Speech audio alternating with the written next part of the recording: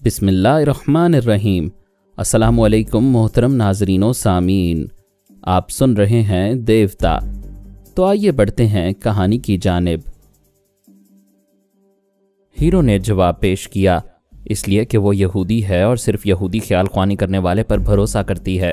وہ مجھ سے مسٹر فرہاد اور مسلمانوں کے خلاف بہت کچھ بولتی رہی تھی۔ اس وقت میں نے ایسی باتوں کو اہمیت نہیں دی تھی۔ وہ غیر معمولی دوائیں چرا کر یہودیوں کے پاس لے گئی ہے۔ اسے اپنے لوگ اتنے عزیز ہیں کہ وہ میرے ہی مال پر ہاتھ صاف کر گئی ہے۔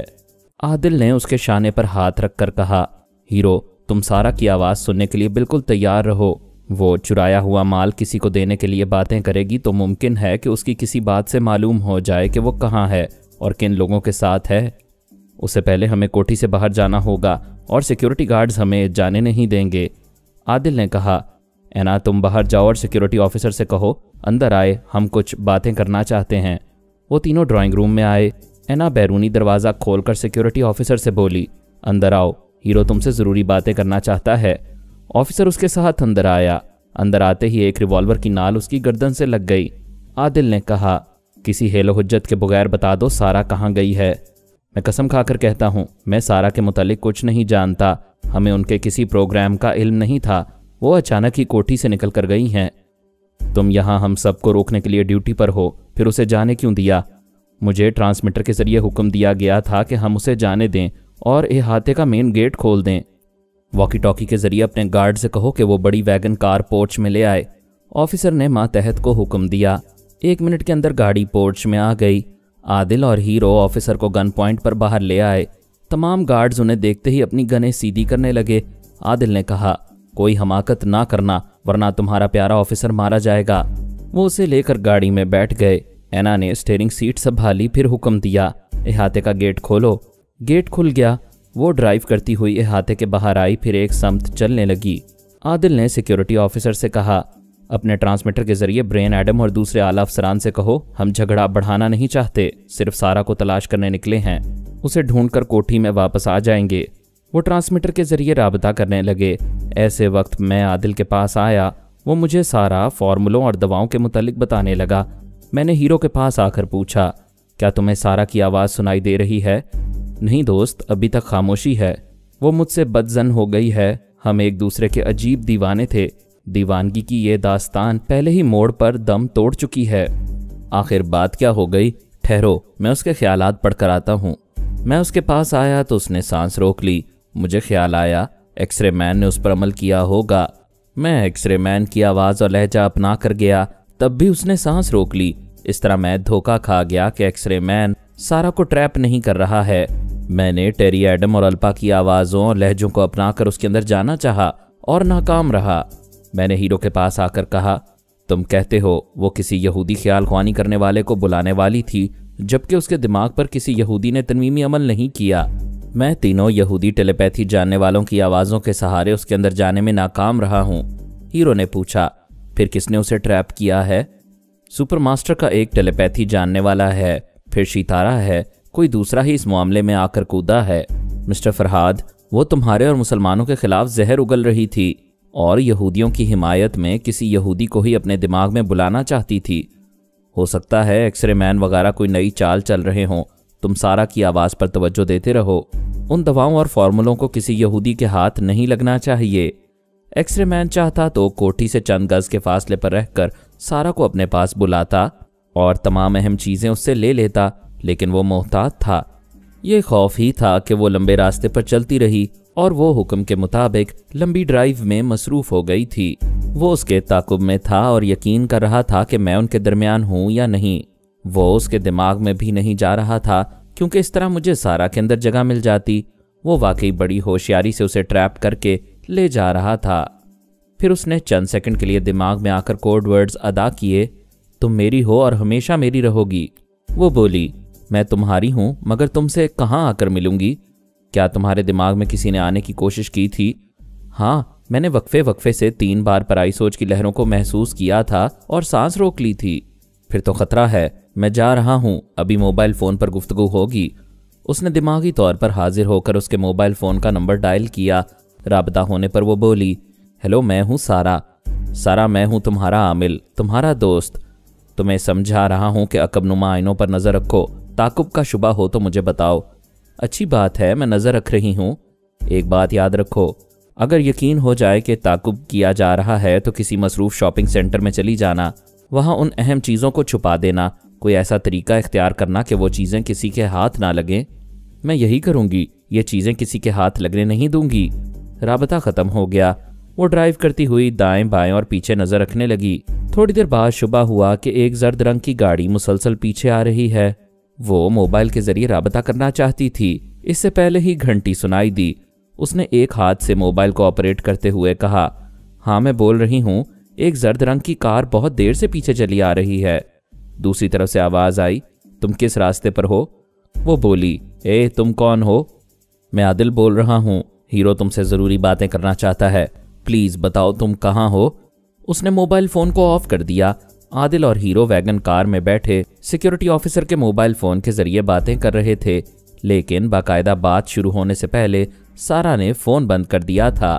आदिल ने कहा, वो फ़ोन पर किसी से कह रही थी, एक जर्द रंग की गाड़ी उसके ताकुब में है, हमें ऐसी किसी गाड़ी पर नज़र रखनी चाहिए। उधर एक्सरे मैन भी अपनी कार ड्राइव करता हुआ इधर उधर नज़रें दौड़ा रहा था। सारा के बताने पर वो भी जर्द रंग की गाड़ी तलाश कर रहा था। वो सारा से पूछना भूल गया कि वो किस इलाके में है और किस रास्ते से गुजरती जा रही है। वो फिर सारा से फ़ोन पर राबता करना चाहता था। उसी वक्त गलती का एहसास हुआ कि फ़ोन पर बातें होंगी तो हीरो गैर मामूली समाअत से सुन लेगा, और शायद पहले फ़ोन वाली बातें भी उसने सुन ली हों। वो मुश्किल में पड़ गया था। फ़ोन पर बात करता तो हीरो सुन लेता, और सारा के अंदर जाकर बोलता तो वहां मेरे पहुंचने का इम्कान था। उसने सोचा कि चंद सेकंड के लिए सारा के पास जाए और उसे ताकीद करे कि आइंदा फ़ोन पर आवाज़ बदल कर बोले। वो भी अपनी आवाज़ बदल रहा है। ख्याल ख्वानी करते वक्त दिमागी तौर पर गायब रहना पड़ता है, ऐसे में ड्राइविंग नहीं हो सकती। एक्सरे मैन पहली बार भी कार एक तरफ रोक कर उसके दिमाग में गया था। फिर दूसरी बार भी यही करने के लिए उसने कार को बड़ी शाहराह से छोटे रास्ते पर लाकर रोकना चाहा। ऐसे ही वक्त एक बड़े ट्रक से तसादुम हो गया। एक जोरदार धमाके के साथ उसकी कार दाएं से बाएं गोल घूम गई। घूमने के दौरान दूसरी कार से टक्कर लगी। इस बार वो कार उलट गई, फिर छत के बल शाहराह पर फिसलती हुई दूर तक चली गई। जब वो एक जगह जाकर रुकी तो लोगों ने दौड़ते हुए जाकर उसके अंदर से एक्सरे मैन को खींच कर निकाला। वो बुरी तरह जख्मी हुआ था और होशो हवास से बेगाना हो चुका था। उस बदबख्ती के बावजूद ये उसकी खुशनसीबी थी कि कोई उसे यहूदी खुफिया तंजीम के सरबराह एक्सरे मैन की हैसियत से नहीं जानता था। एक एम्बुलेंस आ गई थी और उसे हस्पताल की तरफ ले जा रही थी। वो गैर मामूली कुव्वत बसारत व समाअत और बेपनाह जिस्मानी कुव्वतों का हामिल बनने वाला था। कैसी रोशन मंजिल थी और कैसे अंधेरों में डूबकर मंजिल से दूर जा रहा था। सारा ड्राइव करती हुई उसकी मुंतज़िर थी कि वो फिर राबता करेगा। वो तेज़ी से ड्राइव करती हुई उसी शाहराह पर आई जहां हादसे के बायस ट्रैफिक जैम हो गया था। उसे गाड़ी को रोकना पड़ा। पीछे भी गाड़ियां आकर रुक रही थीं। अब वो ना आगे जा सकती थी ना पीछे होकर रास्ता बदल सकती थी। गैर मामूली दवाएं और फार्मूले एक छोटे से कपड़े के बैग में रखे हुए थे। वो बैग उठाकर कार से बाहर आई। पीछे बहुत दूर जर्द रंग की गाड़ी खड़ी हुई थी। वो पलटकर दूसरी समत दौड़ती हुई जाने लगी। आदिल और हीरो की गाड़ी उसी शाहराह पर मुखालिफ समत से आकर रुक गई थी। वो भी आगे पीछे गाड़ियों के दरमियान फंस गए थे।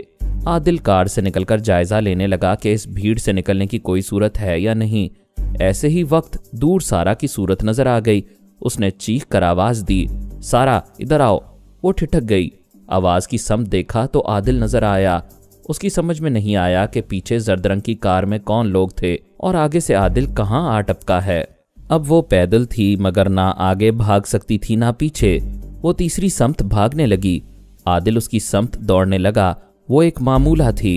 उसके दिमाग में अपने आमिल का हुक्म गूंज रहा था, इन चीज़ों को कहीं छुपा दो, कोई ऐसी तदबीर करो कि ये चीज़ें किसी के हाथ ना लगें।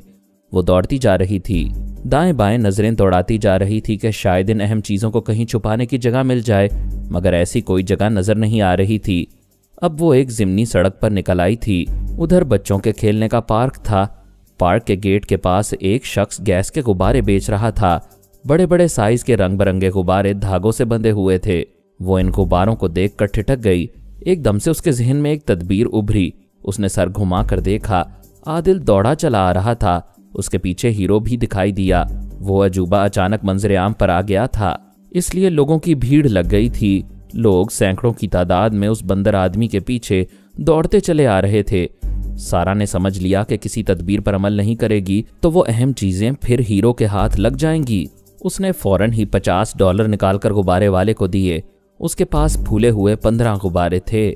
اس نے تمام غباروں کے دھاگوں کے آخری سرے کو پکڑا، کپڑے کے چھوٹے سے بیگ کو ان تمام سروں سے مضبوطی کے ساتھ باندھا، پھر انہیں فضا میں چھوڑ دیا۔ 15 بڑے سائز کے غباروں کی قوت اس بیگ کو لے کر آسمان کی بلندیوں کی طرف جانے لگی۔ عادل دوڑتے دوڑتے رک گیا۔ ہیرو بھی اس کے پاس آ کر سر اٹھا کر دیکھنے لگا۔ وہ غیر معمولی دوائیں اور فارمولے آسمان کی بلندیوں پر پرواز کر رہے تھے۔ وہ غبارے پتھر مارنے کی رینج سے دور ہو گئے تھے۔ رائفل شوٹنگ نہیں ہو سکتی تھی کیونکہ وہ ایک بہت اونچی عمارت کے پیچھے اس بیگ کو لیے جا رہے تھے۔ وہ کٹی ہوئی پتنگ کی طرح بجلی کے تاروں سے یا درختوں کی شاخوں سے الجھ نہیں سکتے تھے۔ ایسی تمام الجھنوں سے وہ بلند ہوتے جا رہے تھے۔ اب وہ کہاں جائیں گے؟ وہ سرحد پار بھی جا سکتے تھے اور وہ سمندر کی سمت بھی پرواز کر سکتے تھے۔ وہ سمندر میں ڈوب سکتے تھے یا کسی دوسرے ملک کی سرحد میں غروب ہو سکتے تھے۔ آدمی کو تقدیر دوڑاتی ہے، بیگ کو ہوا اڑا رہی تھی۔ تقدیر کو کس نے سمجھا ہے اور ہوا کا رخ کس نے جانا ہے، لیکن ایک بات اٹل ہے، جب غباروں کی ہوا نکلنے لگے گی تب وہ بیگ آسمان سے ایک انعام کی طرح زمین پر اترے گا۔ خدا بہتر جانتا ہے کہ یہ انعام کس کی گود میں آ کر اترے گا۔ آدمی کوئی نظریہ قبول کرنے سے پہلے اسے توجہ اور دانائی سے سمجھتا ہے۔ جب اچھی طرح سمجھ لیتا ہے تو پھر اس نظریہ کو قبول کر لیتا ہے، لیکن ایون راسکا نے دین اسلام کو سمجھے بغیر اسے قبول کر لیا تھا۔ اس کی کئی وجوہات تھیں۔ پہلی وجہ تو یہ کہ وہ عیسائی گھرانے میں پیدا ہونے کے باوجود عیسائیت کے متعلق کچھ زیادہ نہیں جانتا تھا، کیونکہ اسے مذہب سے کوئی خاص لگاؤ نہیں تھا۔ وہ سوچتا تھا جب خدا نے عیسیٰ ابن مریم کو صلیب پر ہونے والے ظلم سے نہیں بچایا تو وہ اسے روسیوں کی اس طویل غلامی سے کیا بچائے گا؟ اس کی زندگی اسی محل کے قید خانے میں تمام ہو جائے گی۔ انسان کی زندگی میں صرف ایک چیز ایسی ہے جسے وہ سوچے سمجھے بغیر اپناتا ہے اور اسے دل سے قبول کرتا ہے، اور وہ ہے محبت۔ یہ جو محبت ہے وہ بے اختیار وحی کی طرح دل میں اتر جاتی ہے۔ ایون راسکا نے بے شمار حسن و شباب کے شاہکار دیکھے تھے، لیکن صرف فرحانہ کی محبت اس کے دل و دماغ پر نقش ہوئی تھی۔ ایون راسکا کو فرحانہ سے محبت تھی۔ فرحانہ اس کی پہلی اور آخری خواہش تھی۔ فرحانہ کی جو پسند تھی وہ اس کی پسند تھی۔ وہ جدھر کا رخ کرتی وہ بھی ادھر کا رخ کرتا۔ اس نے دیکھا کہ وہ کس سمت سجدہ کرتی ہے۔ اس نے جناب تبریزی صاحب کے ہاتھوں اسلام قبول کر کے اسی سمت سجدہ کیا کہ عشق کا یہی تقاضا ہے۔ ہم کچھ پانے کے لیے ہی جھکتے ہیں۔ ہمارے سجدوں میں کچھ پانے کی غرض پوشیدہ ہوتی ہے جسے اللہ تعالیٰ جانتا ہے۔ راسکا نے دین اسلام قبول کرنے سے پہلے ہی دل میں یہ اعتماد پیدا کیا تھا کہ میں فرحانہ کے خدا کو سجدہ کروں گا تو وہ ضرور حاصل ہوگی۔ اب کوئی معجزہ تو ہونے سے رہا تھا کہ وہ فوراً ہی حاصل ہو جاتی۔ اس کے لیے صبر و تحمل کی ضرورت تھی۔ ویسے قید سے رہائی پانے اور فرحانہ تک پہنچنے کے آثار پیدا ہو گئے تھے۔ اس نے اسلام قبول کرنے کے بعد پہلے 2 رکعت نماز پڑھی۔ وہ نہیں جانتا تھا کہ نماز کیسے پڑھی جاتی ہے، مگر اس کے دماغ کے اندر ہدایات حاصل ہوتی رہیں۔ اس نے صحیح نماز ادا کی۔ دعا مانگنے کے بعد دل میں کہا، یہ 2 رکعت کبھی نہیں بھولوں گا، کیونکہ یہ فرحانہ کی طرف جانے کا پہلا عمل ہے۔ کوئی زر دے کر کچھ حاصل کرتا ہے، کوئی دانائی سے کسی کو حاصل کرتا ہے۔ میں دین کے راستے پر اسے حاصل کروں گا۔ پھر اسے اپنے اندر ایک ٹھنڈی میٹھی نسوانی آواز سنائی دی۔ میں بیگم آمنہ فرہاد بول رہی ہوں، دین اسلام مبارک ہو۔ آپ؟ وہ خوش ہو کر بولا، آپ مجھ ناچیز کے پاس آئی ہیں؟ باخدا اسلام قبول کرنے کی خوشی دوبالا ہو گئی ہے۔ میں بیان نہیں کر سکتا کہ میرا حوصلہ کتنا بڑھ گیا ہے۔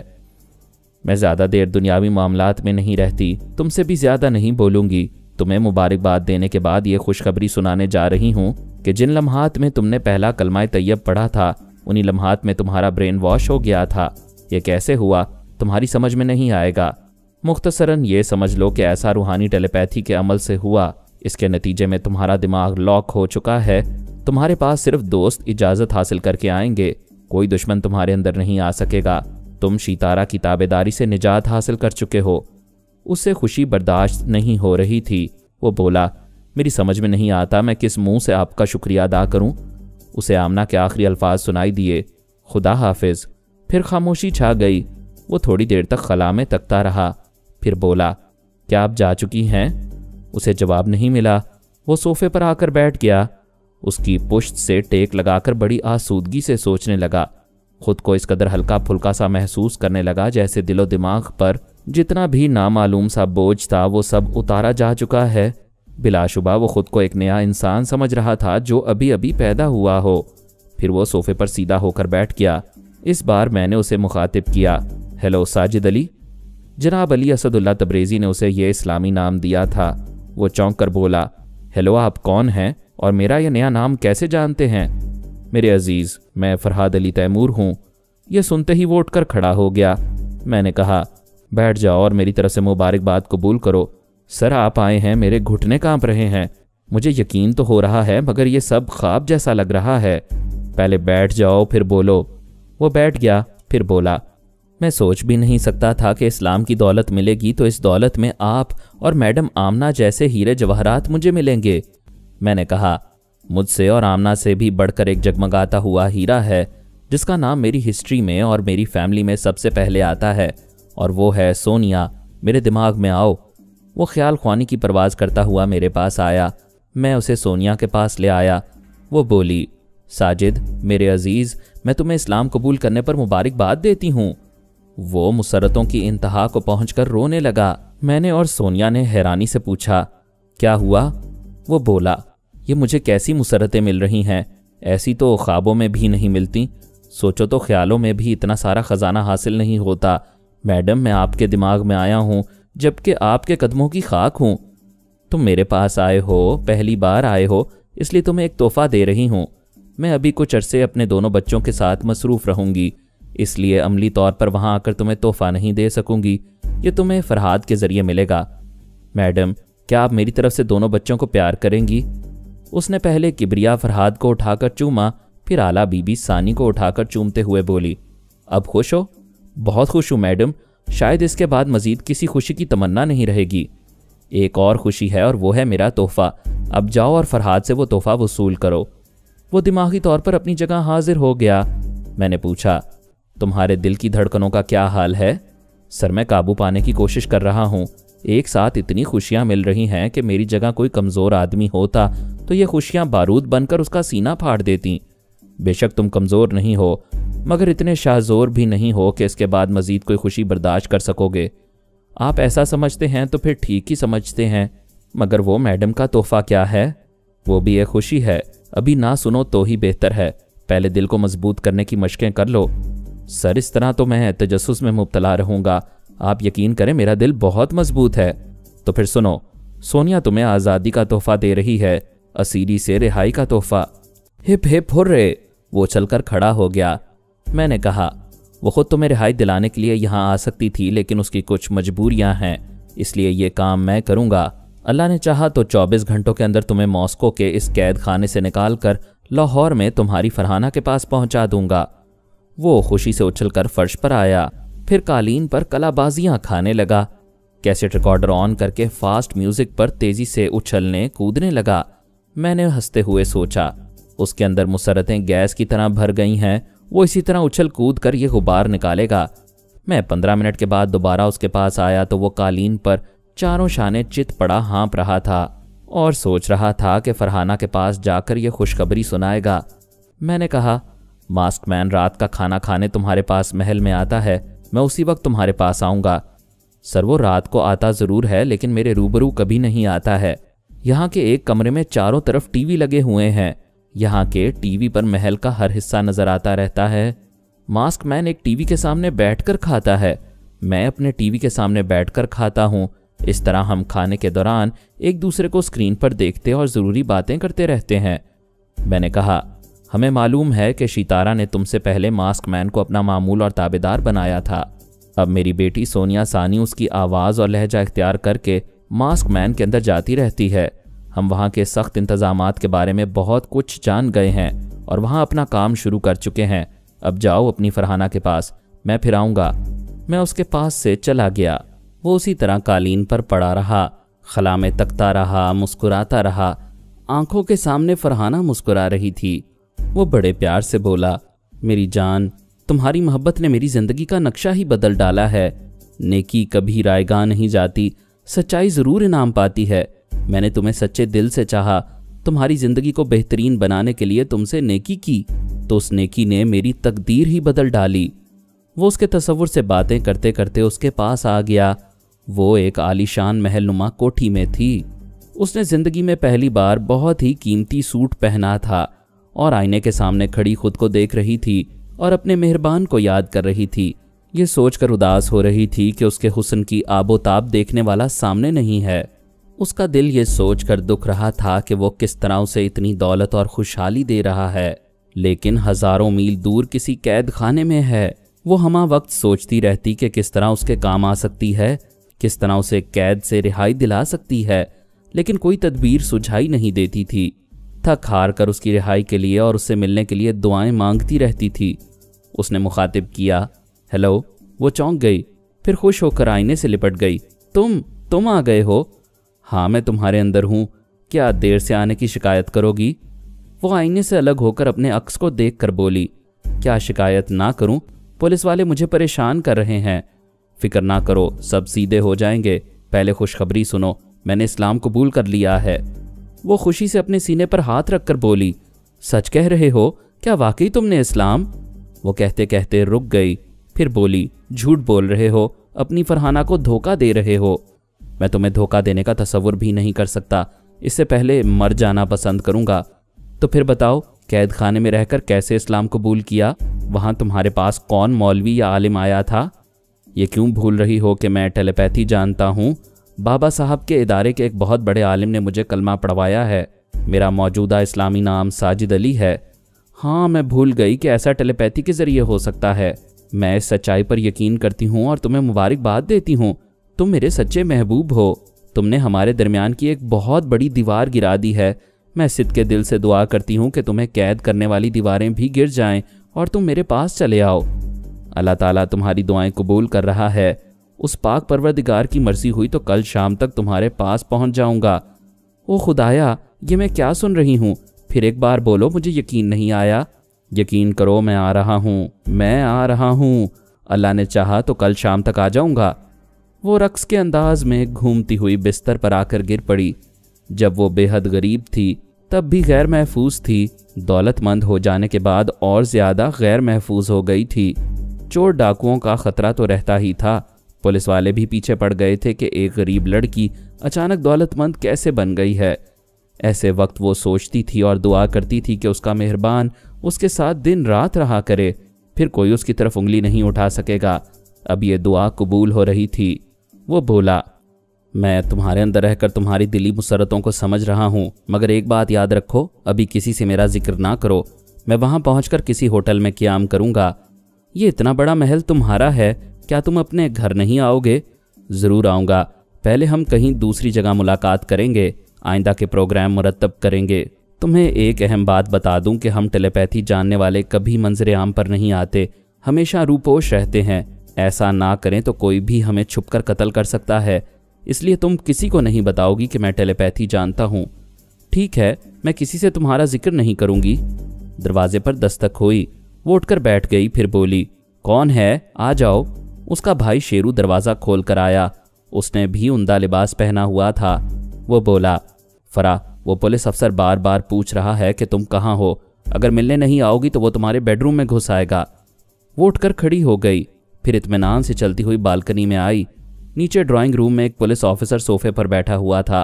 उसने मुखातिब किया, वेल ऑफिसर, क्या बात है? उसने सर उठाकर बालकनी की तरफ देखा, फिर कहा, मैं यहाँ 15 मिनट से बैठा इंतज़ार कर रहा हूँ। वो आहिस्ता आहिस्ता चलती हुई जीने के ऊपरी हिस्से में आई, फिर बोली, अभी मैं ना आती तो क्या तुम मेरे बेडरूम में घुस आते? मैं मुजरिम को गिरफ्तार करने और तलाशी लेने के लिए मकान के किसी भी हिस्से में दाखिल हो सकता हूँ। क्या तलाशी और गिरफ्तारी का वारंट लाए हो? मुझे किसी मकान में घुसने के लिए सर्च वारंट की ज़रूरत नहीं पड़ती। वो जीने से उतरते हुए बोली, ये तुम्हारे बाप का मकान नहीं है कि आसानी से मेरे बेडरूम में घुस आओगे। मुझे मालूम होता कि गैर जिम्मेदारी से गुफ्तगू करने वाला ऑफिसर आया है तो मैं तुम्हें कोठी के अंदर ही ना आने देती। चलो उठो, बाहर जाओ, फिर इजाज़त लेके आओ।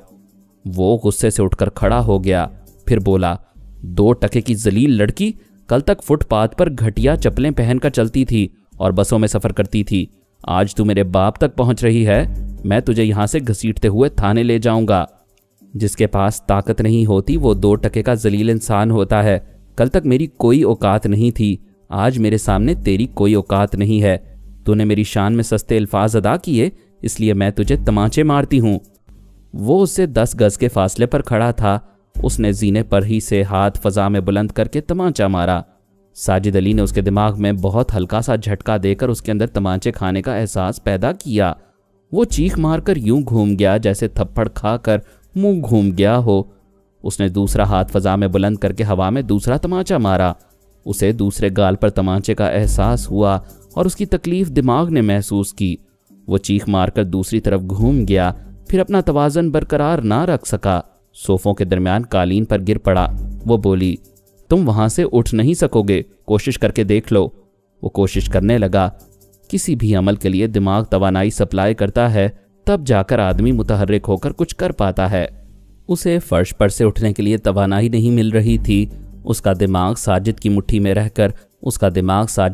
में रहकर समझ नहीं पा रहा था कि किस तरह ज़मीन से उठा जाता है। उसने परेशानी के आलम में सर उठाकर फरहाना को देखा। फरहाना उसके करीब आकर बोली, तुझे बदकलामी की सज़ा मिल गई। तूने दूसरी गुस्ताखी ये की कि मुझे यहाँ से घसीटकर थाने ले जाने का दावा किया। अब तू जैसा फर्श पर पड़ा हुआ है उसी तरह घिसटता हुआ बाहर जाएगा। वो बेख्तियार घिसटता हुआ वहाँ से दरवाजे की तरफ जाने लगा।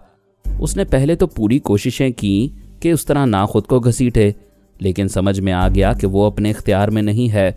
अगर यूं ही सड़कों पर घिसटता हुआ थाने तक जाएगा तो तमाशा बन जाएगा, सारी अफसराना शान खाक में मिल जाएगी।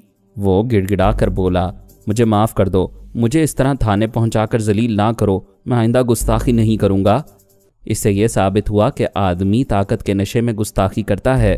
तुम अपने इख्तियारात का गलत इस्तेमाल करके बेकसूर अफराद को थाने तक जलील करते हुए ले जाते हो। हाँ, मैं तस्लीम करता हूँ कि हम पुलिस वाले अपने इख्तियारात का गलत इस्तेमाल करते हैं। एक बार मुझे माफ़ कर दो, मैं आइंदा कभी तुम्हारे सामने सर उठाकर बात नहीं करूँगा। इसलिए कि मेरे सामने बेबस हो और जिसके सामने ज़बरदस्त हो उस बेकसूर को जलील करोगे। मैं तौबा करता हूँ, किसी को जलील और कमतर नहीं समझूंगा। देखो, मैं दरवाजे तक पहुँच गया हूँ, इस तरह बाहर जाऊँगा तो बड़ी बेइज्जती होगी। चलो उठ जाओ। फरहाना के कहते ही तवानाई मिल गई। पहले वो उठकर फर्श पर बैठा, फिर खड़ा हो गया। फरहाना ने कहा, इस मुल्क के कानून ने तुम्हें इसलिए इख्तियारात नहीं दिए हैं कि तुम गुंडों और बदकार सरमायादारों की सरपरस्ती करो। शरीफ और बेकसूर शहरियों का जीना हराम कर दो। जाओ और ये सबक याद करते जाओ कि आइंदा ठोस सबूत हासिल किए बगैर किसी को कमतर और जलील नहीं समझोगे। वो दोनों कानों को पकड़कर बोला, मैं हमेशा ये सबक याद रखूंगा और अपने इख्तियारात की हुदूद में रहूंगा। वो एक हाथ से कान पकड़ रहा था, फिर दूसरे हाथ से दरवाज़ा खोलकर बाहर चला गया। फरहाना ने पलट कर देखा। उसकी अम्मी और अब्बा जीने के करीबी दरवाजे पर खड़े हुए थे। उन्होंने एक कच्चे मकान से शानदार कोठी में आने तक अपनी बेटी की ना समझ में आने वाली कुव्वतों को देखा था। अब तक वो उससे कुछ नहीं पूछते थे। वो हर सवाल के जवाब में एक ही बात कहती थी, खुदा मुझ पर मेहरबान है, इससे ज़्यादा ना पूछो। वो जीने पर चढ़ते हुए बोली, मैं अपने कमरे में जा रही हूँ। भाई, आइंदा किसी को मेरी इजाज़त के बगैर कोठी में दाखिल ना होने देना, ख्वाह वो कितना ही बड़ा अफसर क्यों ना हो। वो सीढ़ियाँ चढ़ती हुई ऊपर अपने बेडरूम में चली गई। बाप ने जवान बेटे को देखकर कहा, हर बाप की ये ख्वाहिश होती है कि बेटा जवान होकर कुछ कमाए और अपनी कमाई बाप के हाथ पर लाकर रख दे, मगर हम बेटी की कमाई खा रहे हैं। बूढ़ी माँ ने कहा, आप कैसी बातें कर रहे हैं, बेटी की कमाई बेगैरत खाते हैं, और बेटी के पास जो दौलत आ रही है वो ऐसे रास्तों से नहीं आ रही है जिन पर बेटी के चलने से हमारा सर शर्म से झुक जाए। मैं जानता हूँ हमारी तरह फरा गैरतमंद है, कभी हमारा सर झुकने नहीं देगी, लेकिन मालूम तो हो कि ये दौलत जायज़ है या नाजायज़, हम हलाल खा रहे हैं या हराम। शेरू ने कहा, अब्बा, तेरा ये बेटा जो कमा कर लाता है वो जुए और चोरी बदमाशी की कमाई होती, क्योंकि मेरे पास तालीम है ना हुनर। अगर तू मेरी कमाई ना खाता तो भूखों मर जाता। ये मेरे लिए निदामत की बात है कि फ़रा मेरी कमी पूरी कर रही है, और ये हम सब के लिए फ़ख्र की बात है कि वो नेक चलन है, गुमराह नहीं है। बेटे, फ़रा कब तक इन पुलिस वालों को भगाएगी, कब तक दुनिया वालों का मुंह बंद रखेगी। अब्बा, गरीब के पास कुछ ज़्यादा रकम आ जाए तो सब तजस्सुस में मुब्तला हो जाते हैं। अमीर और अमीर बनता जाता है, आलिशान कोठियाँ और फलक बोस प्लाजे तामीर कराता रहता है तो कोई नहीं पूछता کہ بے انتہا دولت کہاں سے آ رہی ہے۔ اب میری بہن بھی دولت مندی کی اس اونچی سطح پر پہنچ رہی ہے جہاں کوئی قانون کا محافظ اس کا محاسبہ نہیں کرے گا۔ فرحانہ شاہانہ طرز کے وسیع و عریض پلنگ پر لیٹی ہوئی تھی۔ اس کوٹھی کا اور خصوصاً اس کی خوابگاہ کا ہر سامان شاہانہ قدر و قیمت کا حامل تھا۔ اس نے کنیزوں اور ملازموں کے لیے اور سیکیورٹی گارڈز کے لیے اخبارات میں اشتہار شائع کروایا تھا اور کوٹھی کا نگران اور منتظم اپنے بھائی کو مقرر کیا تھا۔ ڈاکٹر محمد انیب سلیمی کے ساتھ مزید اقساط سننے کے لیے ہمارے چینل کا سبسکرائبر بنیں اور ساتھ ہی بیل آئیکن کو کلک کریں تاکہ آپ کو ہر آنے والی نئی ویڈیو کے متعلق نوٹیفیکیشنز ملتی رہیں۔ ہماری ویڈیوز کو لائک اور شیئر کریں اور ہمیں اپنی دعاؤں میں یاد رکھیے گا۔ ISI اور پاک آرمی زندہ باد، پاکستان پائندہ باد۔ ہم پھر ملیں گے انشاءاللہ ایک نئی قسط کے ساتھ، تب تک کے لیے اللہ حافظ۔